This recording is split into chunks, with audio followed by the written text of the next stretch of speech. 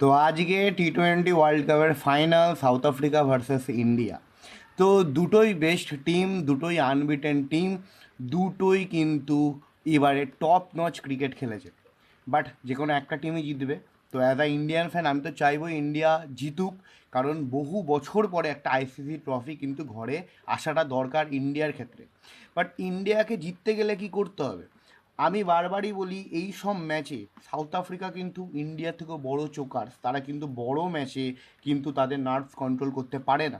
সেক্ষেত্রে ইন্ডিয়ার উচিত কন্ডিশন যাই থাকুক, যদি ওভারকাস্টও থাকে তাও ইন্ডিয়ার উচিত ব্যাট নেওয়া অতি অবশ্যই। এই সব ম্যাচে তুমি ব্যাট নাও, একটা বোর্ডে রান করো 150 থেকে 60 রান, অথবা 170 হলে তো আরোই ভালো।